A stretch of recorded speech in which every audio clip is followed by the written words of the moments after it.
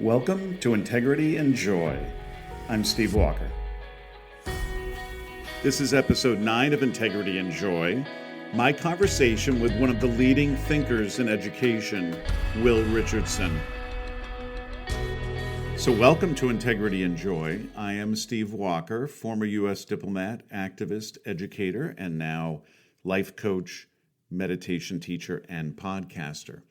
If this is a return visit for you, welcome back. Thanks for supporting the podcast. I hope you're following the podcast. And if you haven't already, please leave a rating and a review. We need as many 5-star ratings as we can so we can get the podcast in front of more people who might enjoy it. And if you're new to the podcast, thanks for joining us. And you picked a great episode. I really am excited about this one. My guest today is Will Richardson, and I've been following Will for many, many, many years, since early on in my teaching career. Will is one of the leading thinkers in education today. He's spent over 40 years in education, the last 20 of which he's been focused really on sparking a global conversation about educational change in response to the growing challenges and opportunities that these complex times present. He started off, he was a public school teacher, and he taught for 22 years. So he's been in the trenches. He's got that experience. And then you'll hear him talk about he made a decision to leave the classroom and has spent the last 2 decades developing an international reputation as a leading thinker and writer about the intersection of social online learning networks and education and systemic change. He's a big thinker, and he thinks about education on such a macro level. But he's got the practical experience of having been in the classroom for so long. So that's really unique. Most recently, he is the co-founder of the Big Questions Institute, which was created to help educators use fearless inquiry to make sense of this complex moment and an uncertain future. And he writes about that a lot still. In 2024, he authored a manifesto titled Confronting Education in a Time of Complexity, Chaos, and Collapse, aimed at provoking serious conversations about the future of schools. And it is compelling, and it is important, and for some of you, you will find it shocking and provocative. But I got to tell you, I agree with pretty much everything in it, and I encourage you to read it, and I'm going to put a link to it in the show notes, so I hope you'll check that out. In 2017, he was named one of the 100 global changemakers in education by the Finnish site 100, and was named one of the top 5 Edupreneurs to follow by Forbes. He's given keynote speeches and led breakout sessions and provided coaching services in over 30 countries on 6 continents. Only Antarctica is missing, so that may never happen, I guess, right? He's also he's authored 6 books that have sold over 200,000 copies worldwide. And he's given TEDx Talks in New York, Melbourne, Vancouver. He's the real deal, right? And he's got 2 adult children, lives in rural New Jersey with his wife. And he's been a big influence on me over the years. I was reading his blog early on and felt from the beginning that he really got it. And I learned a lot from reading him, and I also felt like he was a kindred spirit, and that was encouraging and reassuring to me as I went through my teaching career. Leading the life school, eventually, this innovative lab school, and had the good fortune that Will came to my district and spent some time with the life school staff. And it was great to be able to have, an in-person conversation with Will, and of course was thought-provoking and inspirational. So I'm deeply appreciative that he agreed to come on the podcast. I think you're going to find him to be really thought-provoking and powerful and inspirational, and it's sobering, right? But we have to do better. We have to make our education system one that will prepare our kids for the world that they're living in now, which it really doesn't, and the world that they're going to live in, which it certainly doesn't. So, and I think also listening to Will talk about his life story and, how he, eventually went into education and then why he left the classroom and became a writer and thinker and, keynote speaker and consultant and someone who influences the debate and the discussions about the future of education on a daily basis. Education and the future of education is going to be a recurring theme and topic in this podcast, and I couldn't think of a better person to start that conversation off with than Will Richardson. Before we get started, just a reminder again to make sure you're following the podcast and to rate and review. Please give us a 5-star review if you like the podcast. And make sure you're following us on social media at Integrity and Joy on all the different apps. And if any of this resonates with you and you'd like to talk about, working with me one-on-one as a life coach, or joining an integrity circle, our version of masterminds, please go to integrityandjoy.com, or you can send us a text message through the episode notes. So without any further ado, here's my conversation with Will Richardson. So Will Richardson, welcome to Integrity and Joy. It's an honor and a pleasure to have you here. Well, thanks so much, Steve. I'm humbled to be asked to participate in this conversation, so thanks.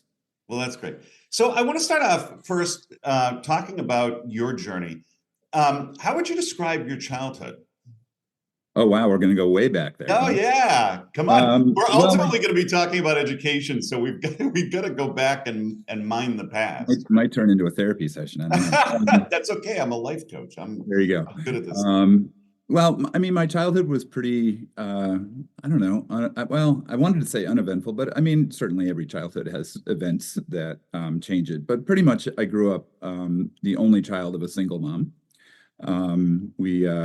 She never made me feel like I, wasn't being cared for or didn't have what we needed, but we didn't have a lot of money at all. I tell the story that when I was a kid, I used to eat a lot of Oscar Mayer hot dogs and French's instant mashed potatoes, right? And that's basically what for a stretch, we kind of subsisted on that. But she was a really caring, loving mom, and so I mean, other than that, I had pretty much the normal kind of childhood. Went to public schools, did okay, wasn't a great student.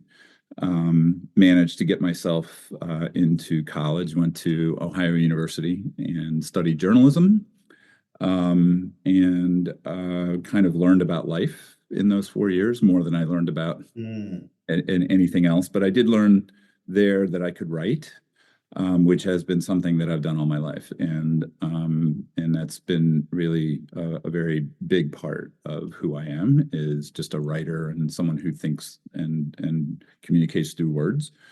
But didn't stay. I got a job at a local newspaper, got paid $10,500 a year, my first job. And this is how old we're getting now, right? So, these are the stories that my uncles used to tell. I remember when I was a kid. But anyway, so suddenly my mom died when I was 23 and came into a little bit of money, which I used to go back and get a master's in teaching. And then started a 22-year career as a high school teacher, and pretty much loved most of it. I was in a place where I was able to innovate for a time. I was always one who was kind of doing different things until someone told me not to, if you know what I mean, right? So using a lot of portfolios for writing, using, like a writer's workshop and things like that were kind of not real mainstream at the time and that people were really interested in, but then kind of got reeled back in by the system eventually. But what really changed things was for me, for my career arc, was when I started blogging back in the year, well, I think it was around 2000 was my first blog post. And I was like, what is this? I found this site called Metafilter. And I was like, oh my gosh, people can actually communicate back and forth. And I left a comment. And I'll never forget the first time someone responded to me.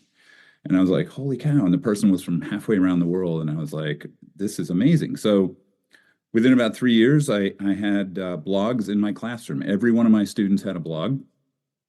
And I was doing some really interesting things with that. The one that really kind of got noticed was, I don't know if you remember this book called The Secret Life of Bees by by Sue Monk Kidd. And I just thought, oh, what the hell, I'll reach out and see if maybe she'll come in and participate on our class blog as we were reading the book. And sure enough, she said she would. And it was just kind of like mind blowing. My kids at first didn't even believe it was her, right? And she started telling these backstories. So anyway, kind of one thing led to another, and I started writing about that. And people started asking me to speak. I wrote a book in 2006 called Blogs, Wikis, Podcasts, and Other Powerful Tools for Classrooms, which ended up being Corwin's Book of the Year. Wow. And it kind of launched me into a speaking career. So I left my job at school in 2006. And since then, I've been traveling the world and at first starting to, do keynotes and workshops on technology. But over the last 8 or 10 years or so, it's really changed into school change.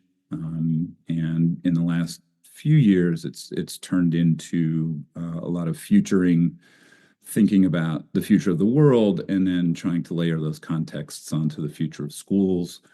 I've been in a collab or a partnership with Homa Tavangar in the Big Questions Institute. We co-founded that about 5 years ago, and that's led to a lot of work with schools in terms of just trying to help them start some conversations. We kind of frame it as, well, who are you now? And then who might you become given the way the world is kind of spinning right now? So anyway, a lot of my work most recently has been about trying to provoke conversations with schools and with educators and others around this idea that we are not preparing our kids for what's to come. We are not acknowledging the challenges ahead, and that we have to begin to face reality in education and to imagine harder about what we want to have happen. So I think we'll get into that a little bit more later, but that's kind of I don't know, that's kind of the brief overview of how my life has kind of rolled out. So it's interesting, first there's a little bit of parallels in our experiences as a kid. I had both parents, but my dad was largely absent, emotionally, if not physically, at times. And definitely the instant mashed potatoes were a staple in my household. But it's interesting, like I think it's interesting to think about the person you are now, right? Who is this big thinker and futurist and has been someone who's been really innovative throughout your, kind of the different stages of your career. Growing up as an only child, do you think that had much of an impact in terms of who you eventually became? Yeah, I don't know. It's hard to answer that, right? Because I don't know what it would have been different. Yeah, sure, right. How it would have been different if I had siblings, but I'm sure that it probably my wife and my kids will tell you that I like to be alone at times. And I kind of pull in and kind of get very contemplative, in my head. And I'm sure that some of that comes from being an only child and having a lot of time to just kind of either read or whatever I was doing at the time. So yeah, I think that probably had an impact on it. But I don't know. I don't know how different I would have been. I do know though that it's interesting when I look back, and it's kind of Thanks for letting me do that, by the way. People are half asleep by now, but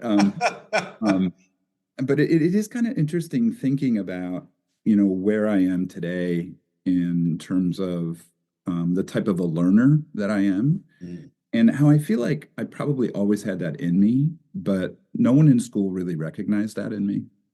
And there was one teacher, I'll never forget, Dr. D. Cavalcanti, who on an essay of mine wrote, "You are a really good writer," and it was like the first time I was like, oh, okay, cool. Wow. Someone who I respected and someone who I don't know if he knew exactly that I would remember that, 50 years later. Wow. But amazing. And yet everyone else was kind of like, yeah, you're okay. You can get into college, it'll all be right. right? You're not going to be a complete failure. Yeah, but I look back and I go, I didn't go to Harvard. I didn't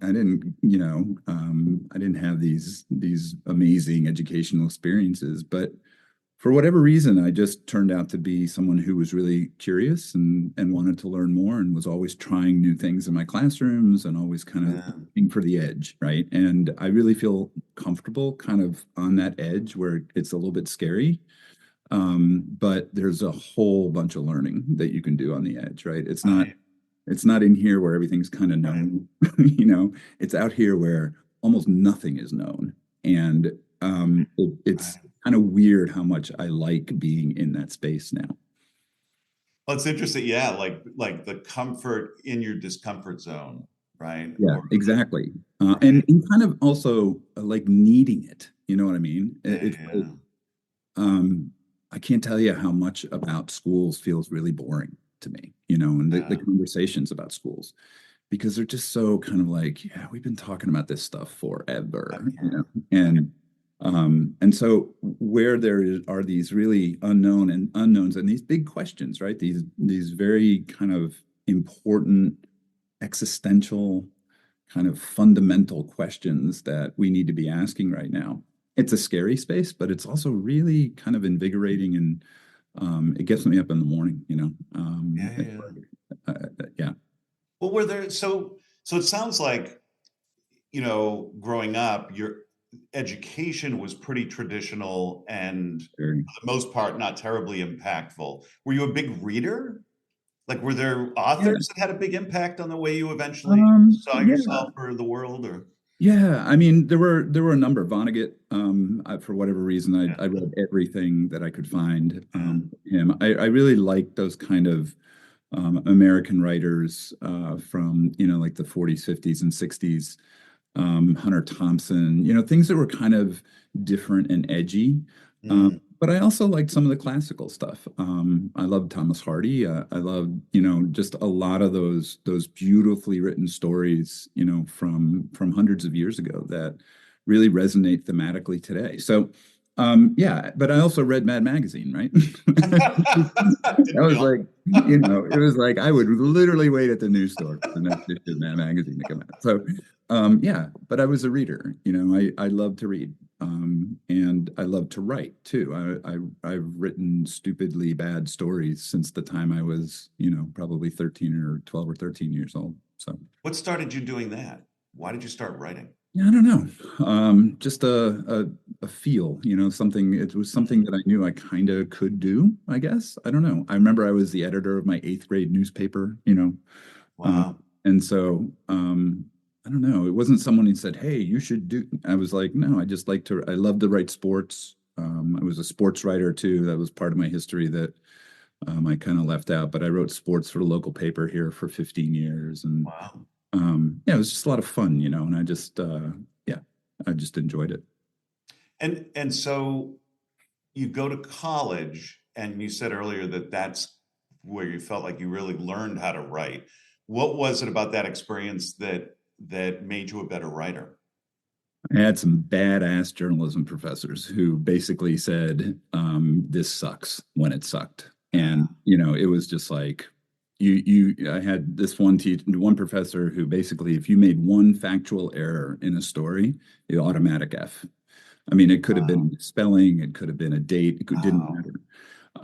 And it was like, he used a green flare. I'll never forget, man. And when we got those, back then it was like on paper. when we got that back, and I just remember just green all over everything, and I'm just going, I'll never be able to do this, I'll never be able to get through it. And I think I actually got like a C+ in that course, and I was like celebrating.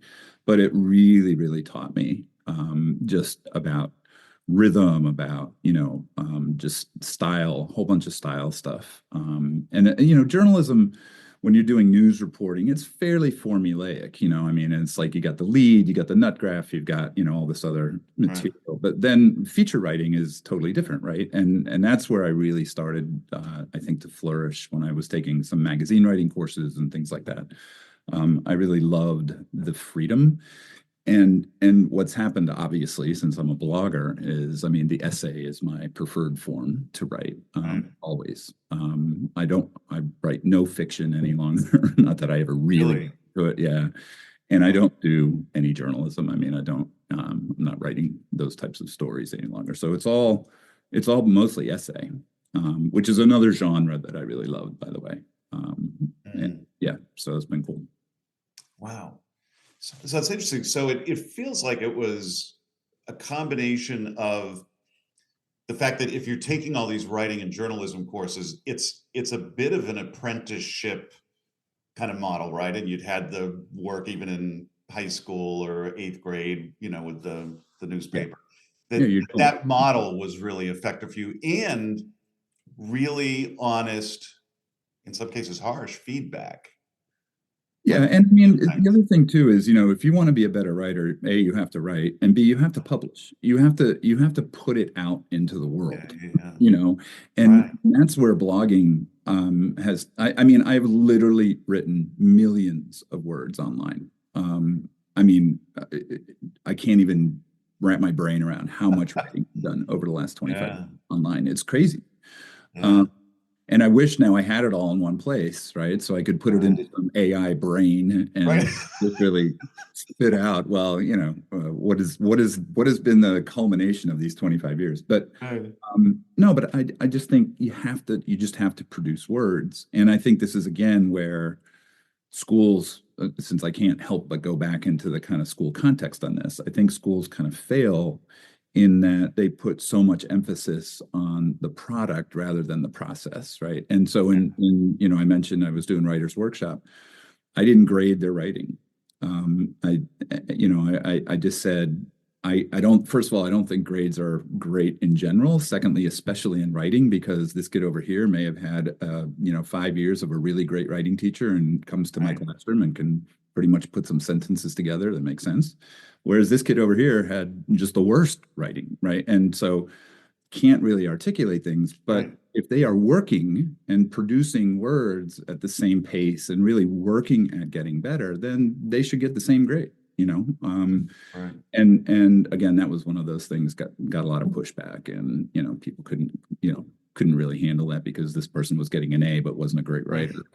So that doesn't work like that. But anyway, so I do think that it is, if you want to be a writer, you have to write. You have to put it out there, and that is your apprenticeship. And I do think that blogging or Substack or all of these places now where you have a chance to write, and not just in words, right? But also in video and audio, podcasting, what you're doing. This is writing. We're kind of writing something together right now. And YouTube videos and all that type of thing. There's so many different ways now that we can express ourselves that I think it's great. I think it's amazing. It's also complex, and it's also somewhat silly sometimes, but I'd rather be alive today than, or be a writer today than being, back in those days when we were using a typewriter and, taking months to get something published. Right. So did you understand, even in college, like how you were learning best? And did you feel empowered in terms of like controlling your learning? Like, were you metacognitive about it at that point? Or was it just like, no, I'm just doing what they put in front of me and trying to do my best? Yeah, I think I mentioned offhandedly that I learned more about life in college than I did. That's right. So you can read into that whatever you like. We will. But I don't think I really started thinking about myself as a real learner until probably, I don't know, 10 years into my teaching career, to be honest with you. Wow. So what made you go into teaching then? Well, like I said, I didn't like being a journalist in the ways that I was being a journalist for this, Right. newspaper that I was working for. It really wasn't what I wanted to do. My best friend was a history teacher in high school, and he loved it.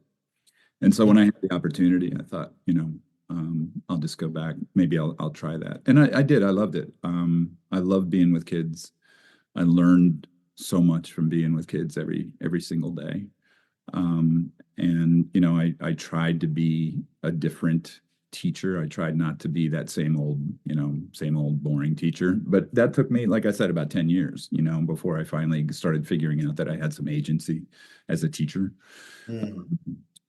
When you first go into teaching, you basically just want to kind of check the boxes and just make sure that your observations are cool, and if you're in a good place, a lot of teachers are helping you out, giving you materials, just kind of getting you started. And but there comes a point where hopefully every teacher feels like, wait, I can do my own thing here more than I need to kind of rely on what's happened in the past. So, and that's where I really started thinking about myself as a learner, just kind of pushing, again, well, what if I did this? What if I tried that? What would happen here?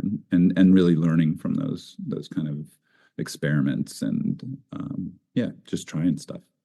Was there something that kind of laid the foundation for that I mean, it sounds instinctive almost, right? Like, was there something either like stuff you read when you were in teacher training, your master's program, or was there a teacher that you saw that you were like, oh, that, like, that, or did it just like something clicked? No, it's that. My master's program was brutal. Had absolutely no relevance for when I walked into the classroom.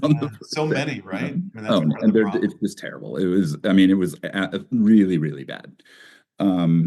No, it was the inspiration that I had from a very few number of teachers who I really liked when I was in school. And more about not even their teaching expertise, but their just connection expertise, if you know what I mean, right? The way they connected with me, and the way they cared about me. I could tell. I wasn't just that kid in the third row, back in 4 seats back.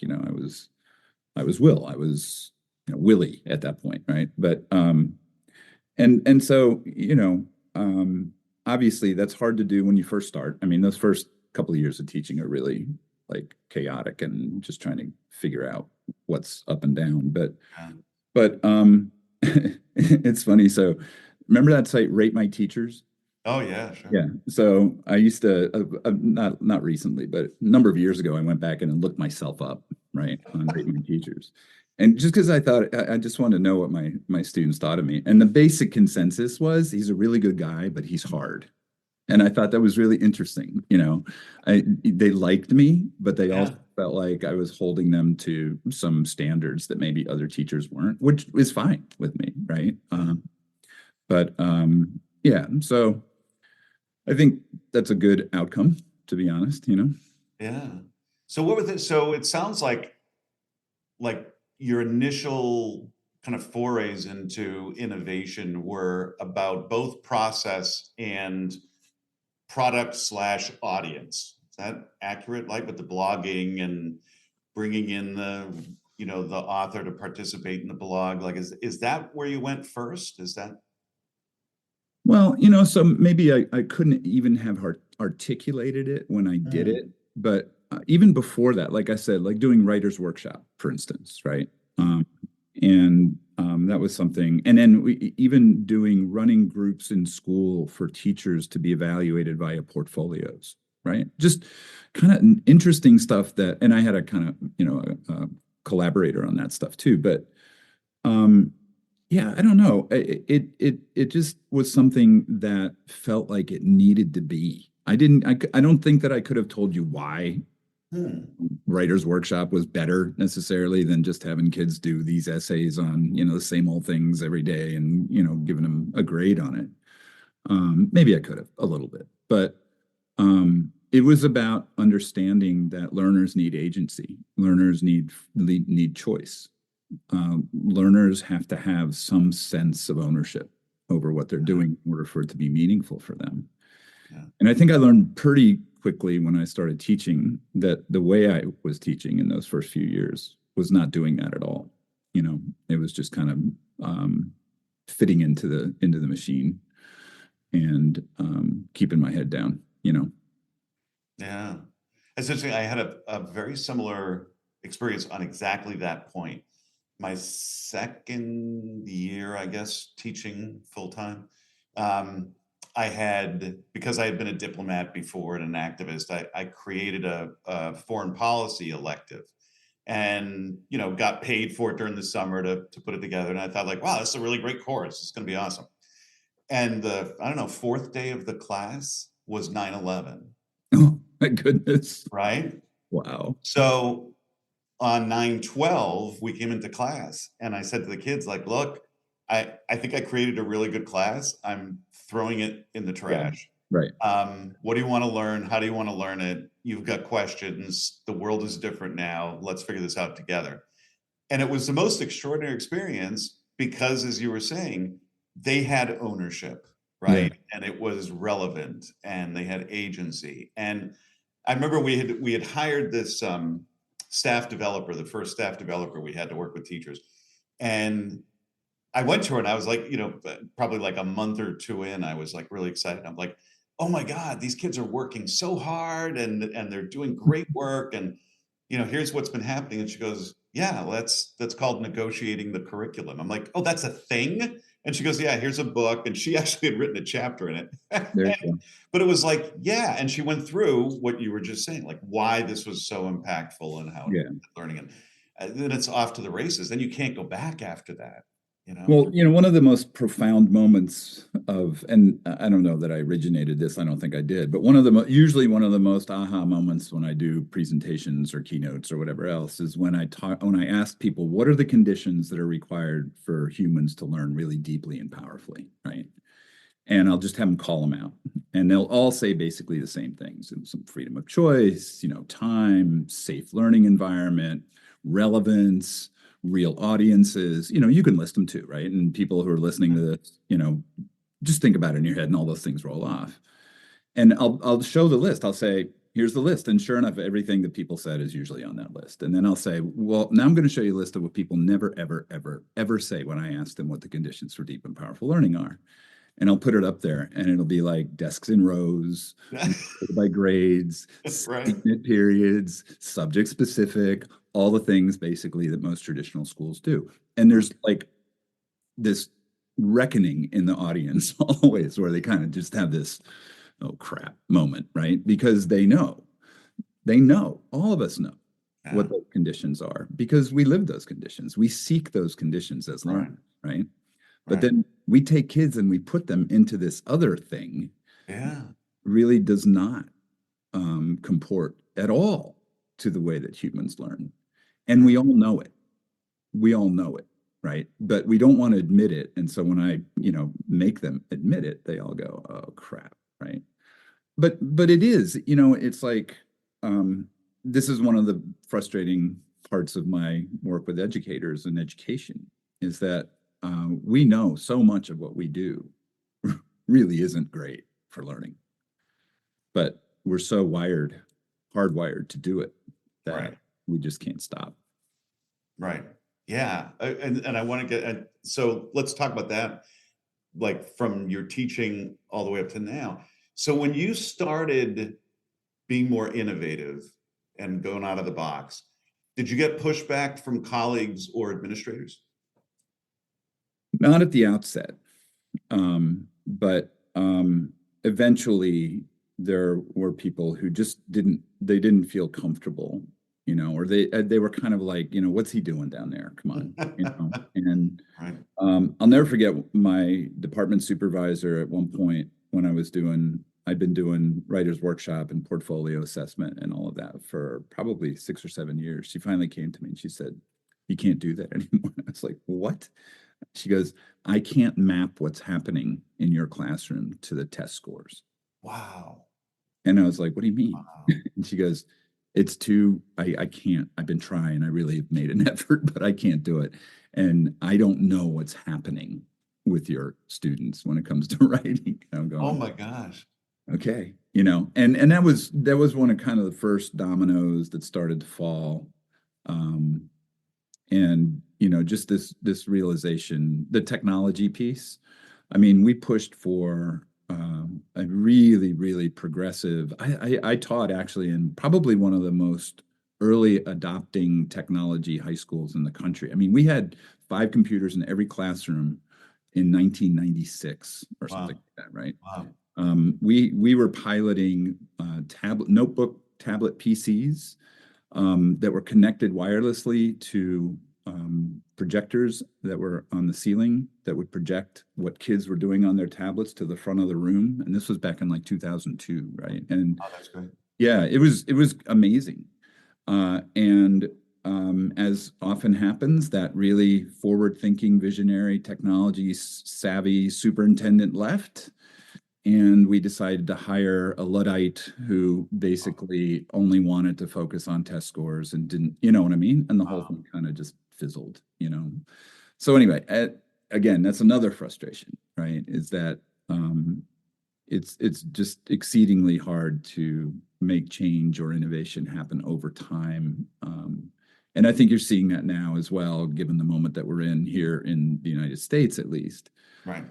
Most progressive, and I don't want to get too political about this, but most progressive conversations about education are now being labeled too woke to actually, be worth spending time on in classrooms. So it's going to be really interesting to see, number one, how that education conversation rolls out here in the States. But I also saw something this morning on LinkedIn, a piece that was in an Australian newspaper that was explicit instruction, right? Oh, it's terrible. Yeah. Yeah. And I'm like, okay, well, that's really not how learning happens best.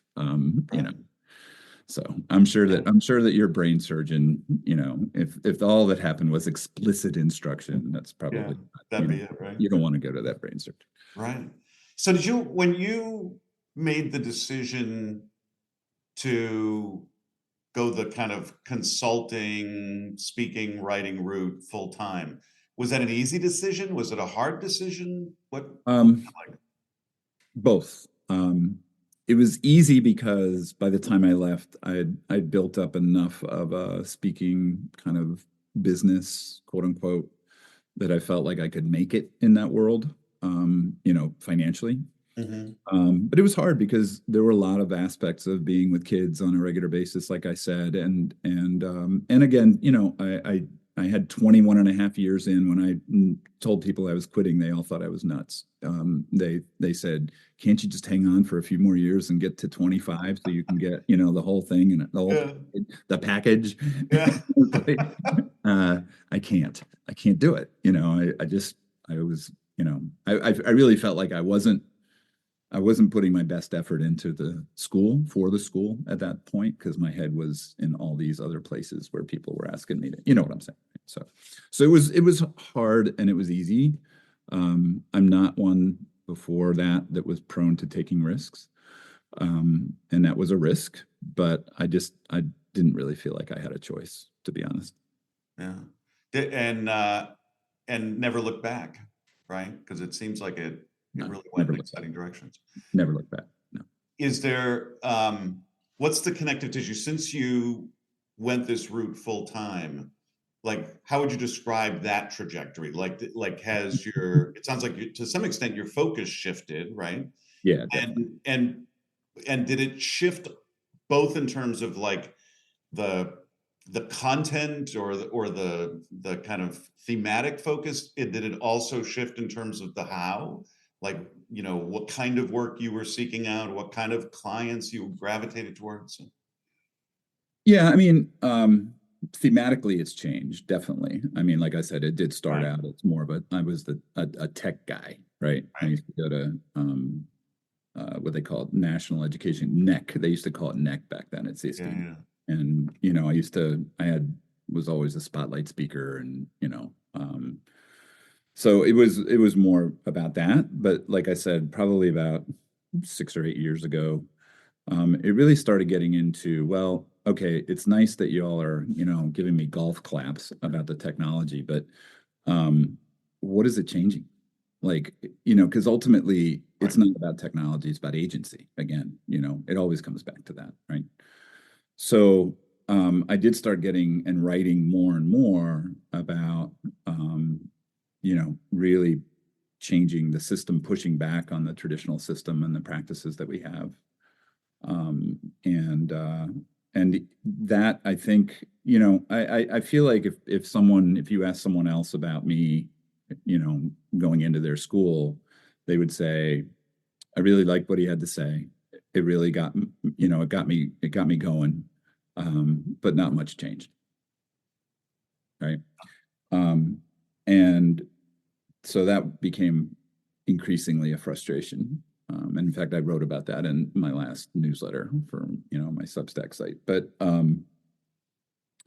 now it's like, and when we were talking earlier before we started recording, but, now it is really about the kind of existential moment that we're in the world, and whether or not, or that we're not preparing our kids for the reality of what's happening right now. And that there's a lot of really heavy lifting that we have to do, both as individuals and as communities and as civilizations right now, to be able to navigate, kind of the challenges that are coming our way, and that we're kind of lying to our kids right now. We're not going there. They deserve to be talking about these things. They know in large measure what's happening right now. They have a sense, and yet we're not willing, able, fill in the blank, to make that a significant part of the school experience, that we prepare for them in age appropriate ways, right? But yeah, so that's where I'm at. It's because I'm an old crusty,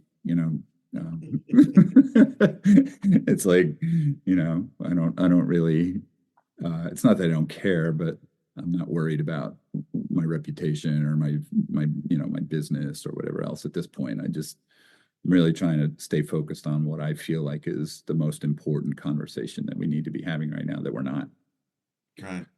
So, Juan, it feels also like you developed a reputation over the years. And so to a lot of people, you're a known quantity, and people respect your intellect, right, and your vision, even if they're not willing or able to implement it or live by it, right? And so some ways, like, you're playing with house money at this point. Like, you've built this reputation and this credibility and a reputation. So, like, use it, right? I mean, you don't have to worry about what other people are going to say. Like, it's, Yeah. it can be kind of empowering, I imagine. Yeah, I mean, I don't know. I don't think I've ever got a handle on my reputation or my reach or any of that stuff. I think it's really hard, I mean, Yeah. I know I can look at certain metrics and know that there's this many people are, quote unquote, following me here or there or whatever else. Right. And I know that I've been able to engage in lots of different conversations. I know that I'm fortunate and privileged enough to have some conversations at some higher levels of education policy and things like that. But I don't know how much house money, I really have in people's minds. Yeah. And I'm not sure it matters that much, but certainly it has. I won't disagree with you that I think people will at least give me a chance, right? Right. And really, that's all I'm asking for. I think that I've probably pissed off a lot of people in my career, my speaking and my consulting career, because I say things that educators don't really want to hear. But I think they also understand, hopefully they understand, that there's a level of integrity there. There's a level of honesty and urgency and really heartfelt, about that, again, makes them at least say, well, okay, I'll give you a shot. I'll listen. I'm not sure how much I'll agree with you or how much I can do or whatever, but I'll entertain what you're saying.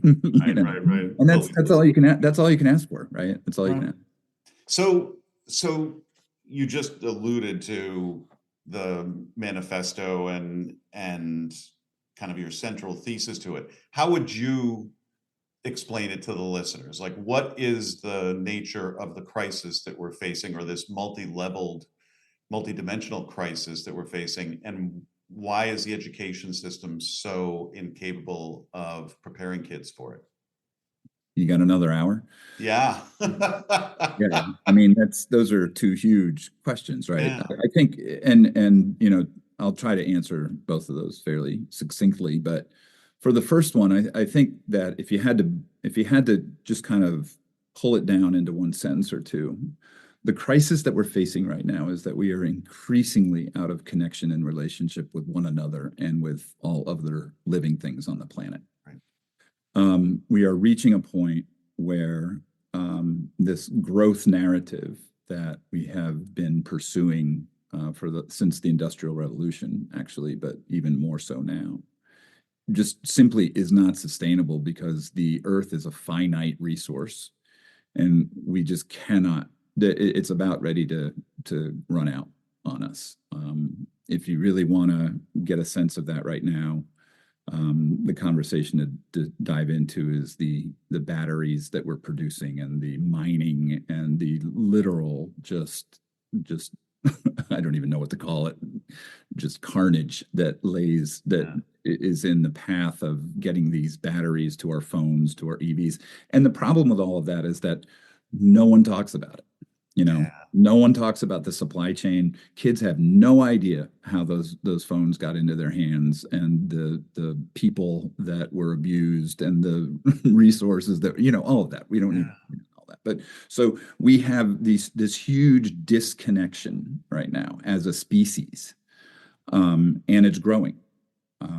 And I think it's growing because as we get more and more of sense of this, and I really do believe most people are sensing that we have this challenge, I think we retreat. That's our natural kind of inclination, is to try to find safety, to hunker down type of thing, rather than to reach out and to begin to make connections and relationships and affiliations and whatever else. Until we really become more able, I think, to see each other as just people, as humans who are all on a journey. It sounds kind of woo-woo, but look, and to understand that we are absolutely 100% dependent on all the rest of life that's on the planet. This idea that we are exceptional in some ways, just BS. We are not exceptional. They don't need us. We need them. In fact, all those other living things in the world will probably be happier. Right. So let's not miss the point here. We're not at the top of the food chain at all, but we act like we are. We act like we can just keep taking.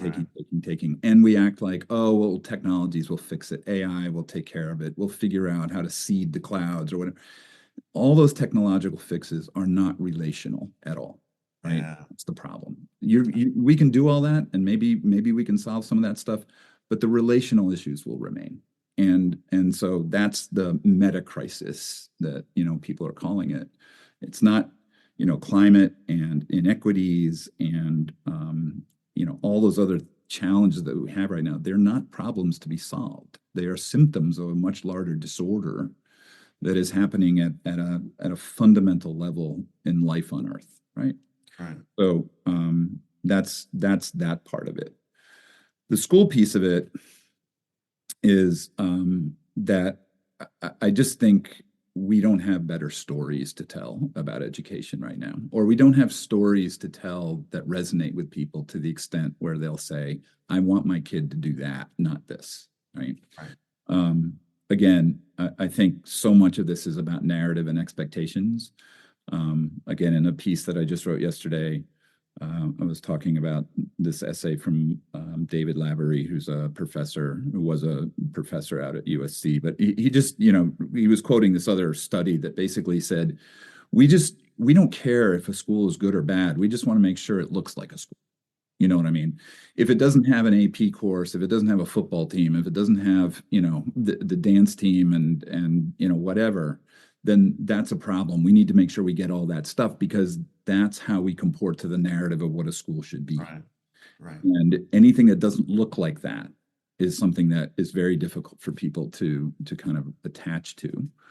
And yet, I don't think there's any argument, honestly, that we are failing our children right now by hewing to that traditional system and the way that we think about what a school is.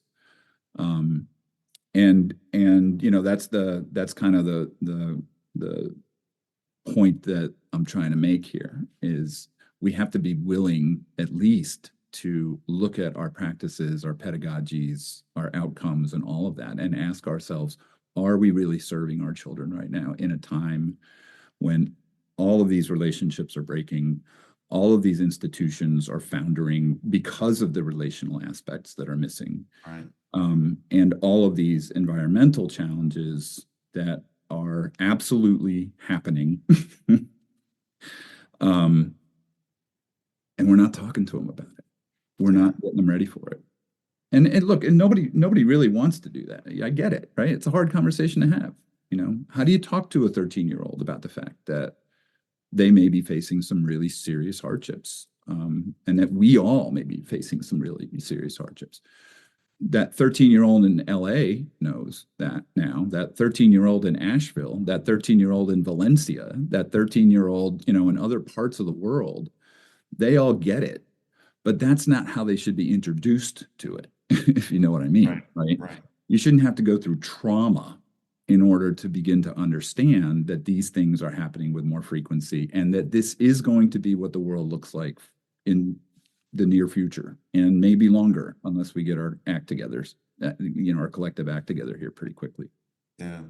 Well, but as you were talking about earlier, when it came to like agency, and you mentioned age appropriate as well. And so you're not going to talk to the 5-year-old the same way you're going to talk to the 13-year-old. But I mean, certainly you've seen, and I saw in the life school that I was running for a while, like when we had kids actually do this work, about the supply chain and about, whether it was pandemic flu 15 years ago we were talking about, or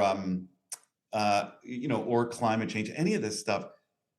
If the kids are empowered and they have a sense of agency over the work, and you help them learn how to think about whether it's design thinking or other approaches towards problem solving, like they generally don't have an existential crisis and crawl into a hole. They feel empowered. They want to be agents of change. Right? I mean, part of it is that we're afraid of these conversations because we're afraid that we're going to, cause these kids to be even more depressed than they already are. But maybe part of why these kids are so anxious and depressed is that they see and know all this stuff is happening, and the adults are acting like it's not. I think you're absolutely right. Right. I think you're absolutely right about that. And I think it's just like if you're if you know that something is wrong with you physically, you know that you have something that's going on, but no one will tell you, right, what it is. Then it's like, how would you feel? Right. You would be stressed and anxious. Something is happening within your body. Right. Well, I think, again, kids, I think, are very much in tune with this. They're not stupid. They see things, and again, we have to remember that there are lots of kids in other parts of the world where collapse has already happened to them, right? And so we're talking about a very privileged group of, Western educated, industrialized, something democratic, weird, right? Is the acronym, right? We're talking about mostly Western global North societies where collapse hasn't really happened, unless again you're in LA or Asheville or upper northern BC or wherever. But I think it's malpractice, pure and simple. Yeah. It's just like a doctor who won't tell you what's wrong with you. Right. It's the exact same thing.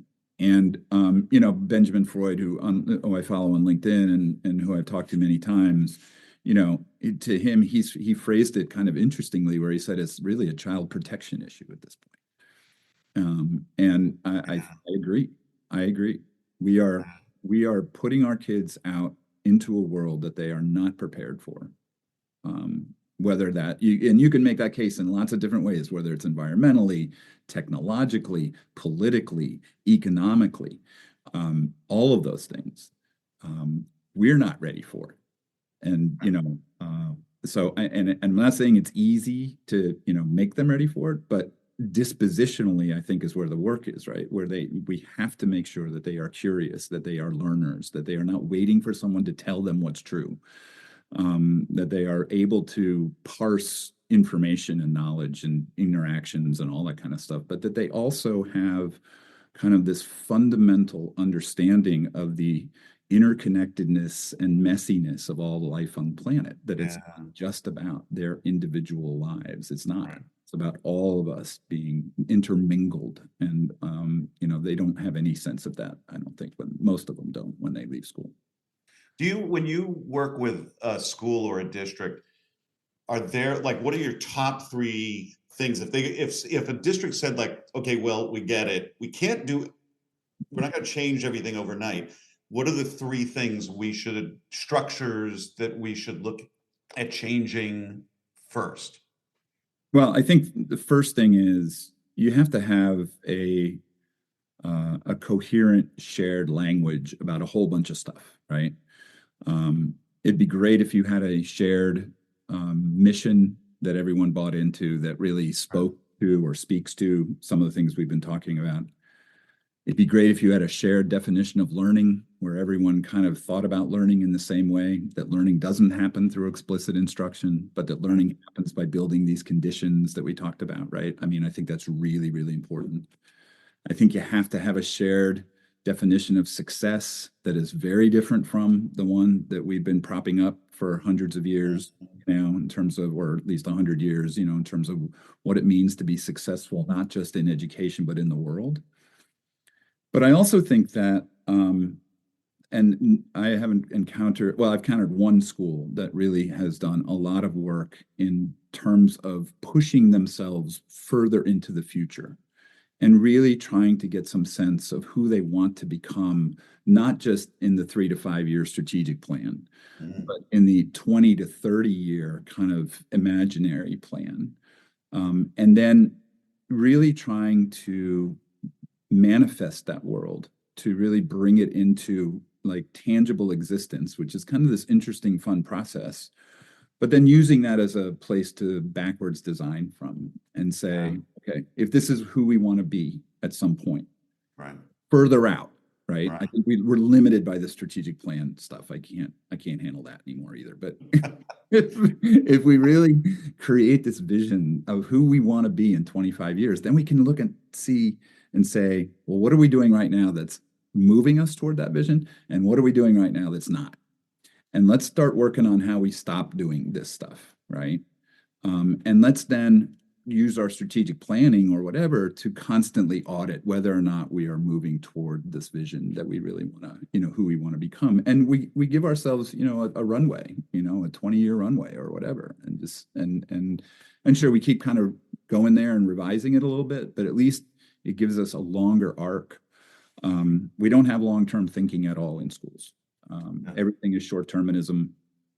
And by the way, that's another reason why the whole planet is in trouble right now. You go back to a lot of indigenous wisdom. Part of its really powerful piece is the long-term thinking that indigenous civilizations have done about the impacts of what they're doing today, not just on the people who are making those decisions, not just on the kids in front of them, but 7 generations or many generations down the road.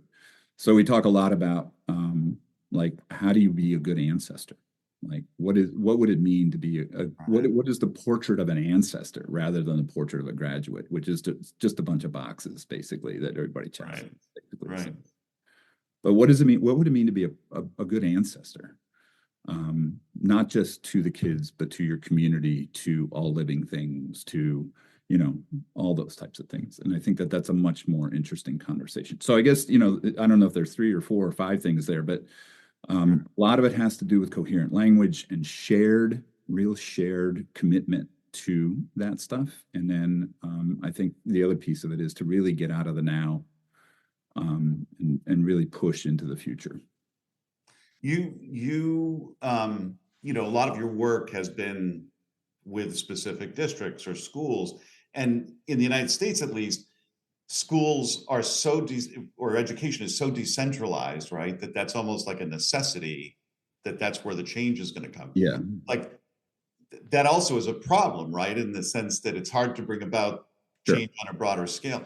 Like it feels like you're starting to shift a little bit and trying to think about building like a coalition or a movement almost, right? It feels like you're a little bit in that direction. Like where's your head at in terms of like how you and the rest of us can actually bring about this change, not just in tiny little pockets?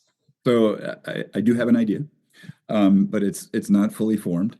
But it's something along the lines of, what does it mean to be a future serious school, right? Not a future ready school, because that again to me is just a little poster checkbox thing, right?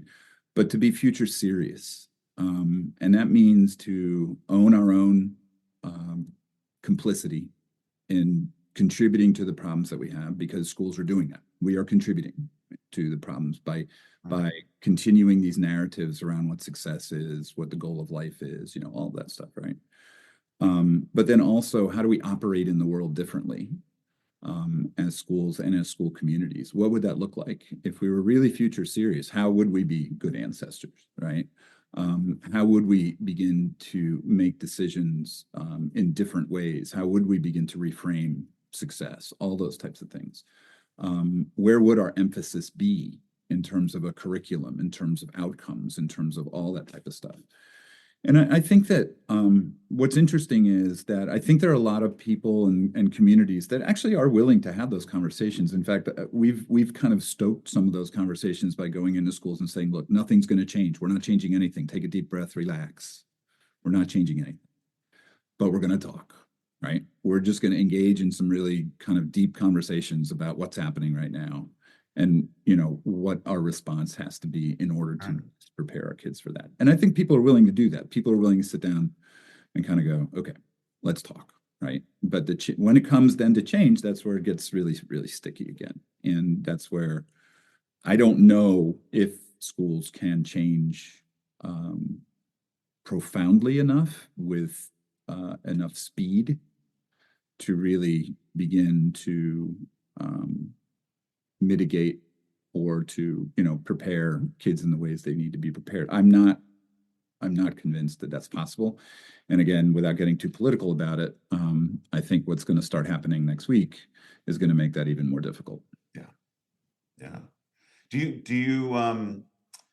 you see change being easier or maybe even necessary first at the higher ed level, which it feels like they're facing their own existential crisis right now on many levels, and that drives so much, right? You've written about how the college process and getting into college, that drives so many high schools and why they do what they do, or at least their rationalization. I guess I'm a little loath to go there because that is one of the most common excuses for not changing, right? Well, we can't change until higher ed change. So it's like, no. When things start ending up being an excuse like that, right? I think that's just, it is. No, I don't think we can wait. I don't think, and I don't think we need to wait. I don't think it's not like the dominoes are all lined up when it comes to the way this happens, right? I think we just need to start talking, doing what we can do. I do have hope in some ways that there are enough kind of seeds being planted and little shoots coming up that of innovation that are really focused on the types of things we've been talking about, where at some point those things form into, I don't know if movement is the right word, but you know what I'm saying, a new narrative. Yeah. People look at and go, yes, that one, that thing, whatever that is, I'm comfortable with that. I will put my child into that, or we can move, our practices into that. Right. But until there's some, kind of alliance, or I don't know if alliance is the right word, but until there's some umbrella kind of movement or push towards something very different that can articulate a compelling story, it's going to be really hard to move off what we have. Yeah. But I don't know if that's the right moment to end, but it is a moment to end. It felt like you were initially going to a place of hope, and then it kind of turned. Well, look, look, I struggle with this. I was just actually talking to someone right before I got on with you, and we were talking about that idea, like where is the hope in this, right? And I'm reading a book actually right now by Joanna Macy called Active Hope. And I do think that that's where the hope is, right? It's active. We have to do something. Mariam Kaba has a great quote: "Hope is a discipline." Right? It requires action. We can't just. The other term I love these days is, we can't just have hopium, which is great, right? We're just like, yes, and catch a buzz off of that. That's not going to work. That's not going to work. So. Sure, we can't give up, right? I mean, there's work to do. So we got to roll up our sleeves and do the work, but we also have to be honest and face reality and be with open eyes as to what we're about to begin to have to deal with. So, right. Well, maybe that's the moment to end with. So, there we go. Will Richardson, thank you so much for joining me today. We could go on for hours, but this was really wonderful. Thanks for sharing your own personal story as well as your wisdom and insights into, maybe the most important part of the crisis that we face, which is how we're raising our kids. I appreciate it. I haven't actually had a chance to talk about that part of my life for a long time. So I don't know how your listeners will hear that. I'm sure they'll love it. It was fun for me. So thanks very much. Appreciate you having me. So thanks again to Will Richardson for that incredibly thought-provoking and I hope inspirational, certainly sobering at times, conversation. I hope this really shifted some paradigms for you.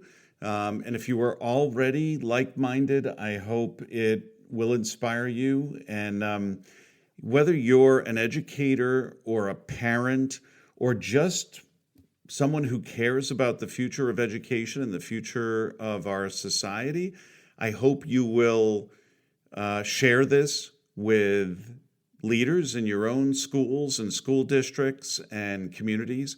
Will's perspective is important, and we need to have this conversation urgently.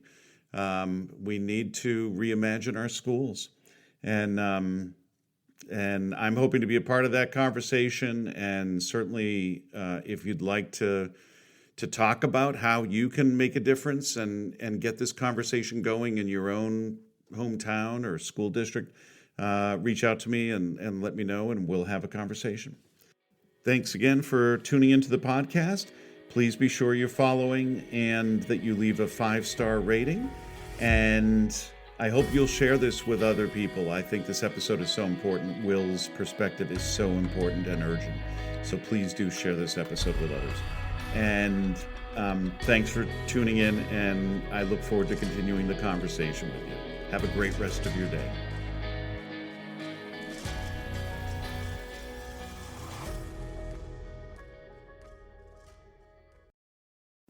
Thanks for listening. If today's episode resonated with you, imagine what we could accomplish together in a one-to-one coaching session. Visit integrityandjoy.com to learn more and book your free consultation. Let's create the life you've been striving for.